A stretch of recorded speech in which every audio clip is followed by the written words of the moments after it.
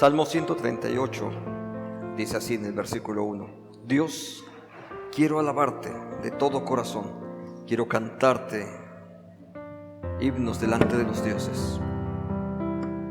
Cuando hablamos de la oración, de la lectura, siempre habremos de considerar las distintas formas de cómo Dios se va a comunicar con nosotros.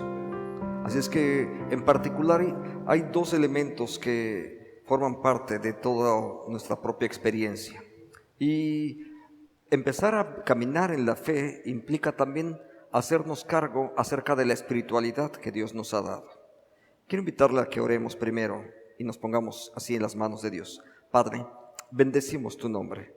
Te damos gracias, Padre, porque tú eres el que nos llamó a formar parte de este pueblo tuyo. Bendecimos tu nombre, Señor, y creemos que eres tú, ese Dios que nos guía, el que nos fortalece, el que nos instruye a cada paso, el que nos da la dirección necesaria de manera que nuestra vida pueda encontrar el rumbo correcto. Nuestro Padre, hoy queremos ponernos en tus manos y pedirte que tu nombre sea glorificado a través de nuestras vidas, cuando tu Espíritu hable a nuestro espíritu para mostrarnos cuál es el plan que tú tienes para nuestra propia vida. Oramos pidiéndotelo en el nombre de Cristo Jesús. Amén. Entre los diferentes signos que podemos mencionar acerca de la madurez, uno de ellos tiene que ver con hacernos cargo personalmente de nuestra espiritualidad. Mire, muchos creyentes llegan a Jesucristo y empiezan a ser alimentados por la comunidad, por la palabra, y hay generalmente alguna persona que viene, nos comparte, nos instruye acerca del Evangelio, posiblemente incluso viene y lee por nosotros la Biblia, nos va instruyendo paso a paso. Es más, en algunos momentos incluso muchos de ellos van a orar por nosotros para que nosotros ponemos nuestras cargas, nuestras peticiones en las manos de Él. Pero en nuestro propio desarrollo cristiano, no solamente se trata de que alguien más haga la lectura, que alguien más estudie por mí y que la venga a transmitir a mi propia vida. Se trata de que tú aprendas a hacerte cargo de tu propia espiritualidad. El desarrollo cristiano tiene que ver con que tú mismo descubras a través de las Escrituras lo que Dios tiene para tu vida. No es que alguien más te lo tenga que venir a decir. Yo sé que el Espíritu de Dios también viene, es quien hace eso, pero se trata de que personalmente tú te acerques a la palabra, que tú llegues ahí y entonces descubras ahí cuáles son los proyectos de Dios para tu propia vida. A varias disciplinas de estas, o varios de estos asuntos, comúnmente se les llama disciplinas espirituales. Es decir, la oración, la lectura, el ayuno, la participación en la Santa Cena, etc. Cada una de esas son diferentes disciplinas espirituales a través de las cuales Dios va a actuar en nuestra vida para poder crecer. Ahora, cuando digo que somos nosotros los que debemos de hacernos cargo acerca de esto, es porque cada uno de nosotros en algún momento tenemos que asumir la responsabilidad de yo personalmente orar, de personalmente leer, de personalmente participar en el servicio, etc. Es la participación de cada uno de nosotros. En esta mañana quiero que nos concentremos particularmente en dos temas que tienen que ver, están en el Salmo 138, precisamente son la oración y la alabanza. Esos dos temas son fundamentales para la vida de cualquier iglesia. Vivir en Cristo justamente nos conduce por ese camino de la espiritualidad, de forma que en el caminar en la espiritualidad es donde nuestra propia vida realmente va a encontrar la satisfacción plena para nuestra propia existir. Entonces eso es algo de lo que Dios va a hacer constantemente. Cuando toda nuestra vida ahora empieza a tener un enfoque específico, cuando estamos caminando en función del reino de Dios. Entonces nuestro enfoque es ese solamente, caminamos en función del reino de Dios. Entonces la iglesia donde nos congregamos depende mayoritariamente acerca de la espiritualidad. Es más, la transformación de las iglesias, el crecimiento de ellas, el que podamos tener más personas, el que podamos tener mejores instalaciones, en gran medida depende no del dinero, sino depende mayoritariamente de la espiritualidad de la gente. Yo sé que parece contradictorio. Oye, pastor, pero es que estás hablando de oraciones y estás hablando de comunión con Dios. ¿Y qué tiene que ver eso con evangelización y qué tiene que ver con crecimiento? Pues la verdad es que tiene que ver todo, porque las personas que aman a Dios por sobre todas las cosas, solamente ellas son las que no tienen miedo de compartir un testimonio. Son las que viven completamente para Dios, donde todo su ser está íntimamente ligado a Dios. Ellos son los que dan testimonio, los que sirven, los que trabajan. Ellos son los que aportan su dinero, su tiempo, sus recursos, sus talentos, sus dones. Entonces, amar a Dios por sobre todas las cosas, por supuesto que es la base de la espiritualidad, pero es a partir de esa espiritualidad donde se puede producir todo lo demás. Mientras no amamos a Dios por sobre todas las cosas, finalmente entonces sigue habiendo egoísmo dentro de nuestra propia participación. Por eso es que la tarea de la espiritualidad es fundamental para todas las iglesias. Ahora, en el mismo Salmo 138 tenemos que considerar un par de cosas. Las iglesias podemos hacer muchas cosas, pero vivir en Cristo es justamente lo que nos conduce por el camino de la espiritualidad. Esa vivencia en Cristo, por supuesto, tiene que ver con asuntos muy, muy concretos.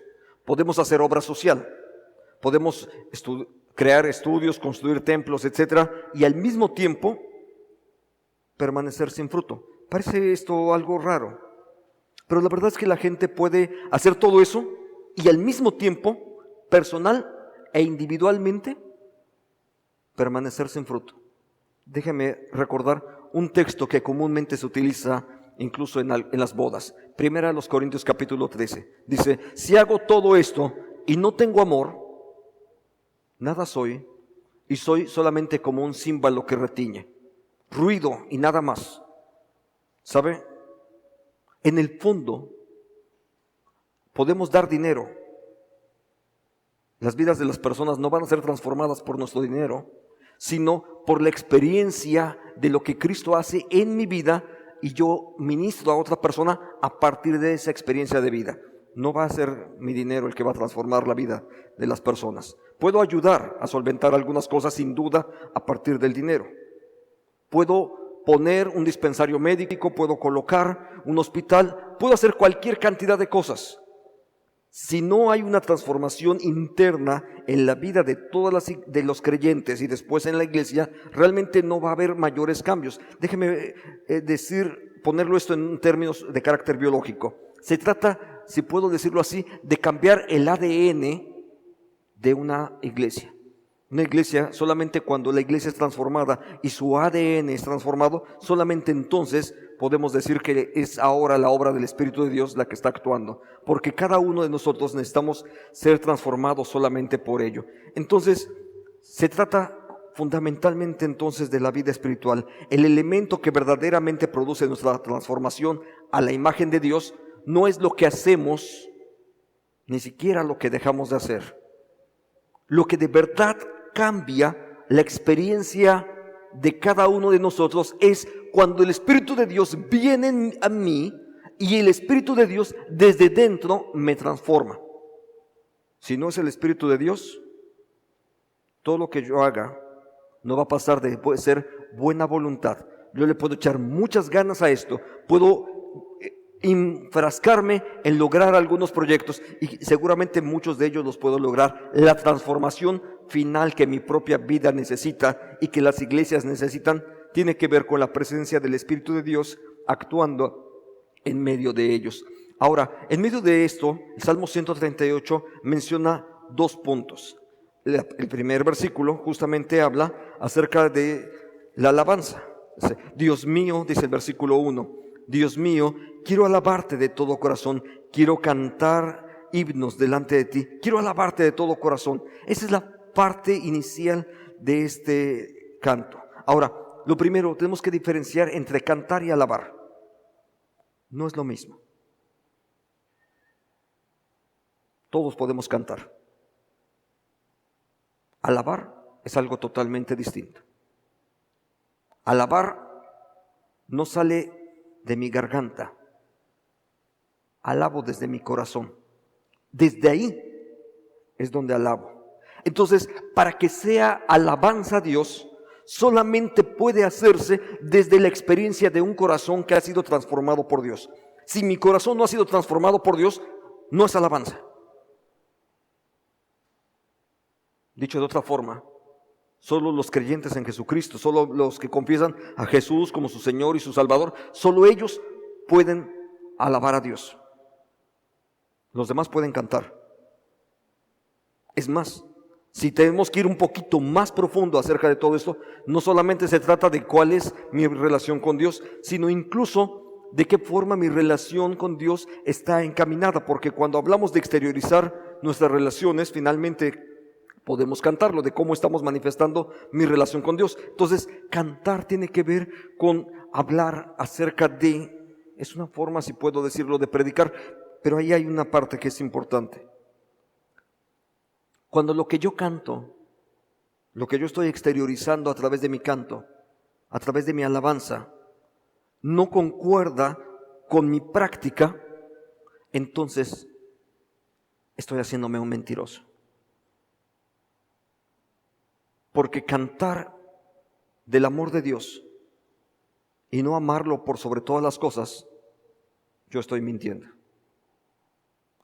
Decir, quiero seguirte, quiero amarte, quiero entregarte toda mi vida y al mismo tiempo no hacerlo, yo estoy mintiendo.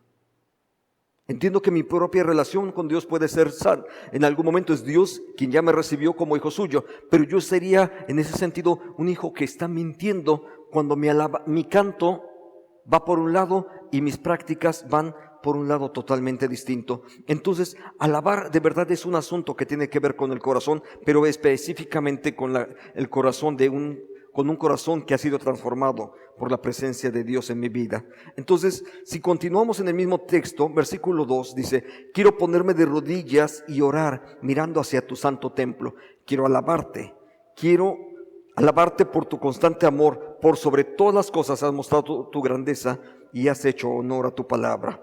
La oración y la alabanza son dos asuntos que siempre van de la mano. Son dos asuntos que constantemente van juntos. Oración y alabanza son practicadas asiduamente por el pueblo de Dios. Es la primera parte. La oración tiene que ver con experiencias más hacia el interior, donde de forma interna expresamos nuestra relación, nuestra dependencia con Él. Realmente por eso oramos. Una de las formas clásicas de orar es de rodillas, con las rodillas en el piso, en un acto de postración. ¿Sabe? Solamente es por esto. No porque de rodillas te escuche más el Señor. No es que en estos reclinatorios Dios te escucha más que si estás allá en la última silla. Realmente no es así. Solamente tiene que ver aquí con nuestra posición gestual. Es decir, donde nuestras formas de vida, nuestros actos, el cómo nos paramos, el cómo estamos frente a Dios, donde nuestro lenguaje corporal está expresando también cuál es mi relación y mi dependencia para con Dios. Entonces, por eso es que nos ponemos de rodillas. No porque Dios te escuche más, sino que a través de mi lenguaje corporal yo le estoy diciendo, Señor, aquí estoy inclinado ante ti, postrado ante tu presencia y necesito que tú me bendigas. La oración entonces tiene que ver con eso. La oración tiene el lenguaje también corporal, también incluye esos elementos donde estamos comunicando. Es en sí mismo la oración un acto privado de sujeción a Dios, donde yo le digo, Señor, aquí estoy y quiero que sea tu voluntad. ¿Sabe? Yo sé que muchas veces llegamos a la oración particularmente cuando tenemos necesidades. Pero ¿sabe? Algo sano para su vida, le voy a decir algo. Acostúmbrese a pedir menos delante de Dios. Acostúmbrese de verdad a pedir menos y alabe a Dios por lo que ya le dio. Muchas veces estamos llenos de peticiones y peticiones y peticiones y peticiones. Rebosan la cantidad de peticiones. Pero ¿sabe? Cuando yo veo el montón de peticiones de ese tamaño y las gratitudes de ese tamaño, entonces en verdad me doy cuenta de cuán grave problema tenemos como iglesia. Porque cuando mis gratitudes son de ese tamaño y mis peticiones son así, entonces me doy cuenta que nos hemos convertido en una iglesia egoísta porque no estamos satisfechos con lo que ya Dios nos ha brindado. ¿De qué tamaño? ¿Cuántas peticiones tienes? ¿Y cuántos momentos de gratitud? Un signo de madurez cristiana es cuando aprendes a alabar, a dar gracias, incluso a orar, simplemente diciendo: Señor, cuán grande eres y gracias porque me permitiste formar parte de tu familia. Yo diría que esa es la más grande bendición que Dios nos ha dado, el que podamos ser parte de su familia. ¿Sabe por qué? Porque si estás enfermo de un cáncer y Dios te sana, déjame decírtelo aunque no te guste, un día te vas a morir de otra cosa, pero te vas a morir. Puede ser hoy ser librado de un accidente, gracias a Dios, y nos gozaremos con ello. Pero la más grande salvación que Dios nos ha dado fue cuando nos llamó a formar parte de su pueblo, a integrarnos a su propia familia. Y eso nada ni nadie nos lo puede quitar. Podemos ser liberados de accidentes, podemos tener recursos, podemos tener trabajo, pero solamente la salvación depende de Dios. Entonces, en la oración nosotros aprendemos a reconocer el señorío de Dios y nos unimos a la oración de Jesús diciéndole: Señor, hágase tu voluntad en el cielo como en la tierra. Y si es posible, Señor, empieza por mí. Entonces, el otro renglón tiene que ver con la alabanza, donde nosotros celebramos a través de la alabanza nuestra comunión con Dios. Por supuesto que la alabanza es en gran medida de carácter festivo. Surge desde el interior y es una expresión exultante acerca de cómo manifestamos que la presencia de Dios está dentro de nosotros. Por supuesto que si la oración es de carácter privado, particularmente la alabanza es un acto público, es un acto donde estás manifestándole a Dios todo lo que Dios está haciendo delante de ti, pero lo estás haciendo también por vía de testimonio, porque estás también convocando al pueblo a la adoración. Uno de los salmos dice: venid y adoremos. Y luego dice: postrémonos delante de Jehová nuestro Hacedor. Vea cómo los dos elementos, la alabanza y la adoración, forman parte de esa misma dinámica, donde alabanza y adoración son las prácticas espirituales más sobresalientes en la vida de cualquier iglesia, y por eso es que tenemos que centrarnos particularmente en ellas. Entonces, si continuamos en el Salmo 138, podemos encontrar varios motivos por los cuales alabar o orar, porque al final de cuentas, alabanza o oración en algún sentido pudieran ser dos ámbitos que son prácticamente intercambiables. Aunque estemos hablando de diferentes formas, realmente están hablando acerca de lo mismo.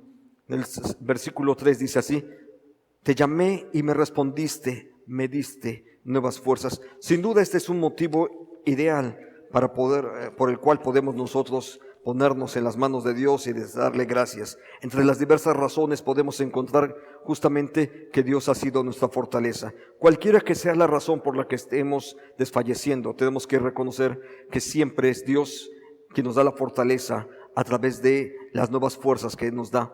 ¿Sabe? Ahí es donde entra tanto el papel del Espíritu de Dios. Yo he estado hablando acerca de que hablar de vida espiritual requiere no la práctica de tal o cual rito, sino la presencia del Espíritu de Dios en tu propia vida. Tú puedes practicar cualquier rito que quieras. Si la presencia de Dios no está ahí, no hay absolutamente nada más que un rito. Se trata de la presencia de Dios en tu propia vida. Ahora, cuando hablamos de la presencia del Espíritu de Dios y cómo el Espíritu de Dios nos da fuerza, es justamente porque una de las definiciones de las acciones del Espíritu de Dios en el Nuevo Testamento lo definen como paracleto, pero justamente la definición literal es el que te da nuevas fuerzas. Dios es el que te da nuevas fuerzas. Él es el que se coloca a tu lado para impartirle fuerzas al que se encuentra desfalleciendo. Otro motivo para la oración o para la alabanza es poder meditar en los grandes hechos de Dios. Piensa en esto. ¿Cuántas bendiciones has recibido el día de hoy? El día de hoy. No quiero que me cuentes las que recibiste hace 20 años. Quiero que enumeres nada más las bendiciones que hoy ya recibiste. Desperté y el tener vida es una bendición que yo ya recibí. Darme cuenta que mi esposa está ahí es una bendición. Que ella también está gozando de salud, esa es una bendición. Descubrir y abrir la ventana y darme cuenta que hoy hay un día resplandeciente, esa es una bendición. Después tener contacto con otros creyentes, caminar, tener los alimentos para haber desayunado, etc. Si tú empiezas a enumerar cada una de las cosas que han ocurrido nada más en esta mañana, deberías de darte cuenta de algo. Alguien está en el control de todo eso y ha decidido ponerlo de tal manera que se ha colocado a favor tuyo. Dios es bueno y decidió hacerlo a favor de ti. Los hechos de Dios están ahí, todos los días, fuertes. A veces no los queremos ver, porque muchas veces nuestro objetivo está viendo algo que es de nuestro interés, que está en un rincón por allá, finalmente, pero que todas las demás bendiciones están rodeándonos y ni siquiera nos damos cuenta de ellas. Dios sigue bendiciéndonos y está colmándonos de bendición y nuestro objetivo está allá. Y sabe, incluso a veces me la puedo pasar amargado porque aquel punto no lo logro alcanzar cuando todo lo demás Dios me ha estado bendiciendo, me ha estado colmando de su amor, de su cuidado y ni siquiera me doy cuenta acerca de todo ello. Entonces, si descubres que la presencia de Dios está ahí en tu vida, seguramente puedes darte cuenta de que Dios ha sido bueno contigo. Y para mí serían dos excelentes motivos por el cual orar y por los cuales alabar a Dios. Porque Dios está en el cuidado de su pueblo. Ve este versículo: Dios mío, tú estás en el cielo, pero cuidas de la gente humilde. En cambio, a los orgullosos los mantienes alejados de ti. Dios tiene sus formas de cómo hacer las cosas. No quiere decir con esto que Él excluye a quien económicamente o socialmente sea alguien fuerte y poderoso. No, de ninguna manera. Dios no hace eso. Dios no hace acepción de personas. Pero sabe, hay algo que sí puede limitar nuestra propia relación con Dios. Cuando nuestro orgullo dice: Dios, yo no te necesito. Cuando con mi orgullo asumo una actitud de yo no lo necesito porque yo lo puedo resolver solo. Es más, muchos creyentes normalmente pasa esto. Solamente recurren a Dios en los momentos de crisis. Cuando ya agotaron, ya fui a ver al médico, ya fui a ver a mi compadre, no me pudo ayudar, ya fui a ver a aquel político, no me atendió. Y cuando ya no tengo ninguna posibilidad, entonces sí, Señor, recurro a ti. Ese es un error. Porque nuestra vida no depende del diagnóstico médico. Mi trabajo no depende del contacto que mi compadre me va a proporcionar. ¿Sabe? Nuestra vida, nuestro trabajo, el sustento de mi casa, finalmente depende de Dios.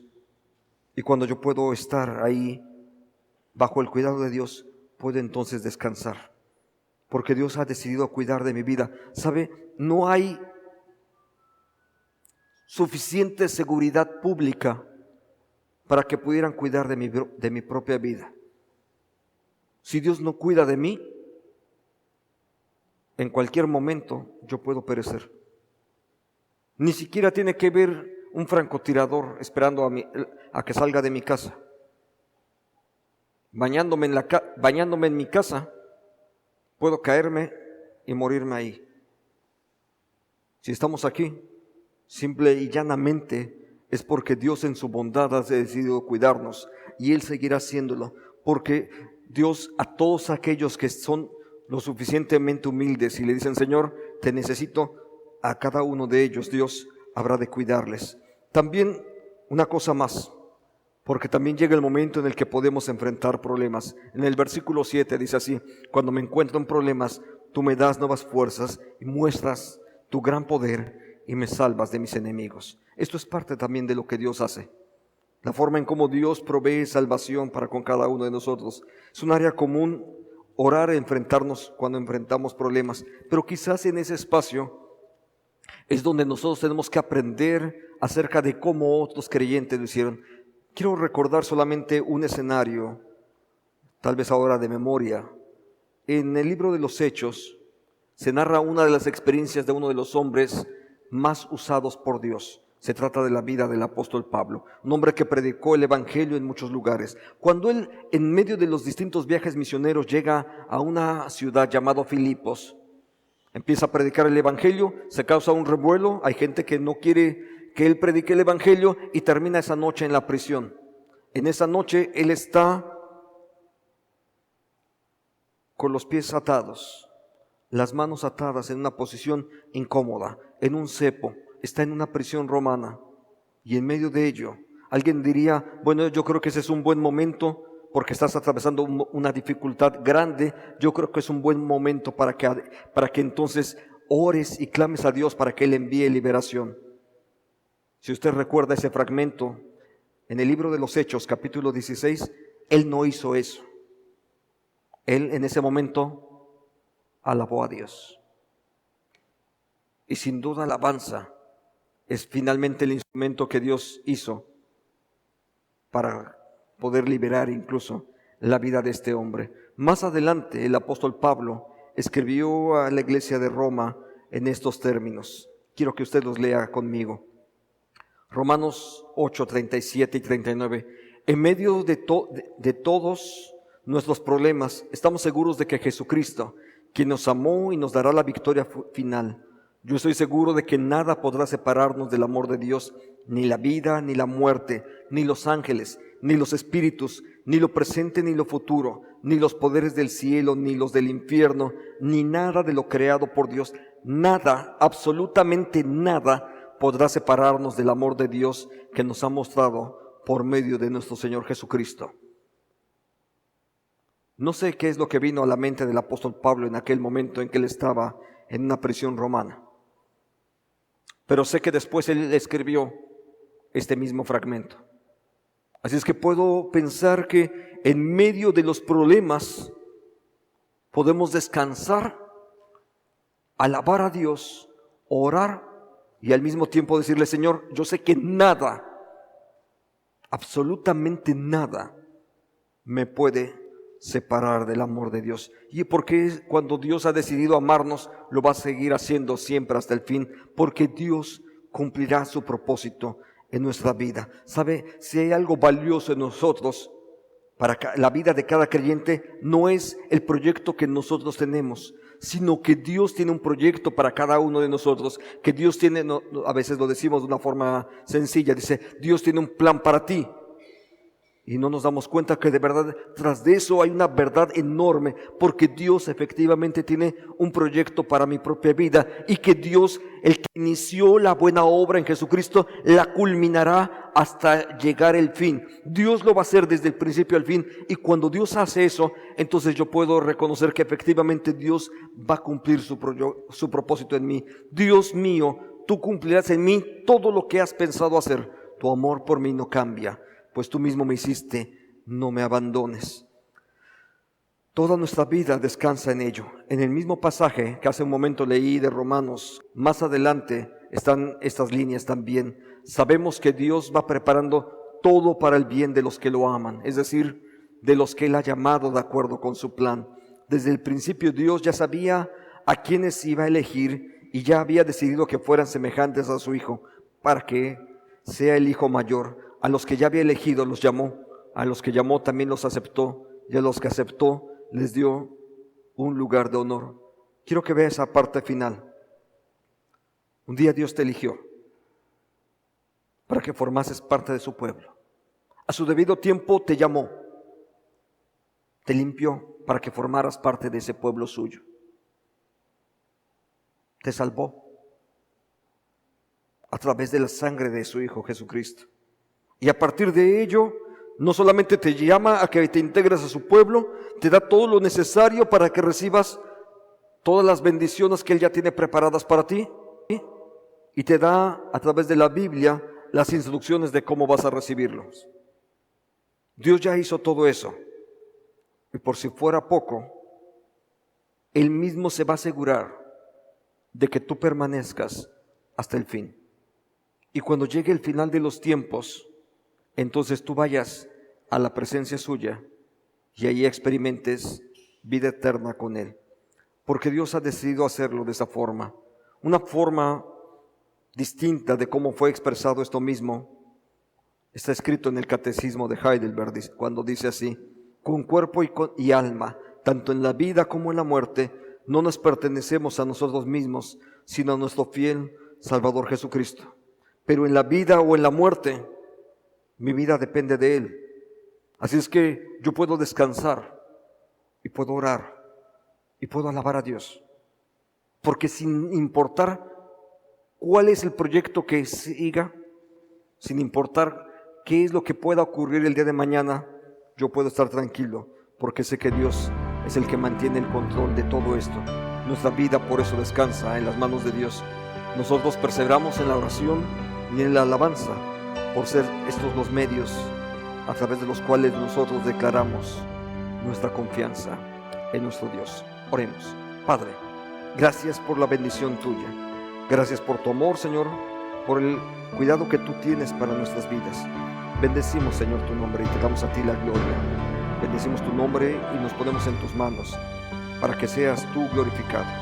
Que la gracia del Señor Jesucristo, el amor de Dios, sea el que permanezca en nuestras vidas y a través de Él, Señor, podamos seguir siendo instrumentos tuyos para darte a ti la honra, la gloria, la alabanza. En Cristo Jesús. Amén.